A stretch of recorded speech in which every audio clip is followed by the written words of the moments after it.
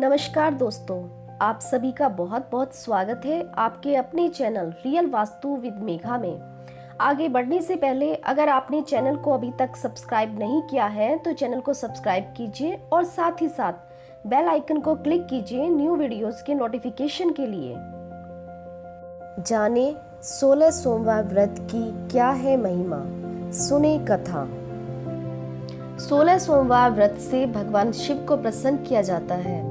भगवान शंकर देवों के देव हैं, महादेव कहलाते हैं, इसीलिए इनकी पूजा करके मन चाहे फल को प्राप्त किया जाता है।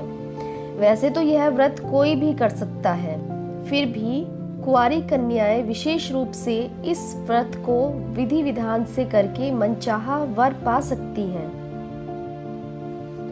आइए बात करते हैं कि कैसे शिव की पूजा करें। सोमवार का व्रत श्रावण, चैत्र, वैशाख, कार्तिक व मार्गशीर्ष महीने के शुक्ल पक्ष की प्रथम तिथि से शुरू किया जाता है। इसे 16 सोमवार तक पूरी श्रद्धा से रखने से मनचाहे फल की प्राप्ति होती है। व्रतधारी को यानी जिसको भी यह व्रत करना है उसको सूर्योदय से पहले उठकर पानी में कुछ काले तिल डालकर नहाना चाहिए।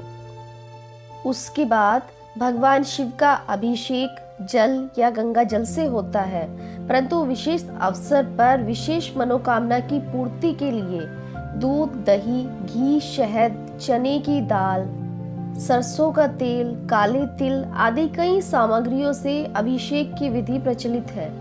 इसके बाद ओम नमः शिवाय मंत्र के द्वारा श्वेत फूल यानी सफेद फूल, सफेद चंदन, चावल, पंचामृत, सुपारी, फल और गंगा जल के साफ पानी से भगवान शिव और पार्वती का पूजन करना चाहिए।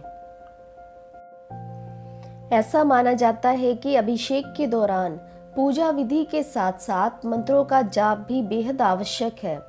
फिर वह महामृत्युंजय मंत्र का जाप हो, गायत्री मंत्र हो या फिर भगवान शिव का पंचाक्षरी मंत्र।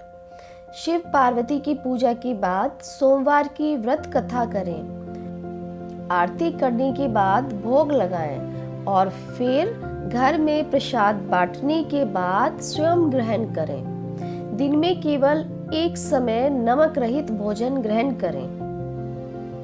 चलिए अब सुनते हैं सोमवार के व्रत की कथा।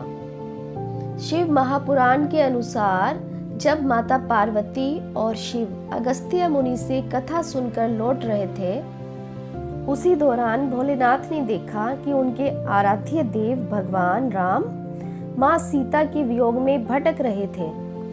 उन्हें देखने के बाद शिव ने उन्हें प्रणाम किया, मगर माता पार्वती के मन में राम की परीक्षा लेने का विचार आया। भोलेनाथ से आग्रह कर वे प्रभु राम की परीक्षा लेने पहुंची, लेकिन पार्वती को देखते ही भगवान राम ने पार्वती को माता कहकर संबोधित किया और कहा, आप यहाँ हैं, भोलेनाथ कहाँ हैं? वहीं भगवान द्वारा पहचाने जाने पर माता शब्द के संबोधन को छिपाते हुए पार्वती ने शिव से झूठ का सहारा लिया। पार्वती ने कहा भगवान राम ने उन्हें नहीं पहचाना। इसके बाद ध्यान करने पर जब भगवान शिव को पता चला कि राम ने उन्हें माता कहकर संबोधित किया है, तब उन्होंने पार्वती का त्याग कर दिया। पार्वती के त्याग का एक कारण यह भी रहा है कि राम ने पार्वती को माता कहा था, इसीलिए भगवान शिव ने अपने आराध्य देव की माता को पत्नी के रूप से त्याग दिया था।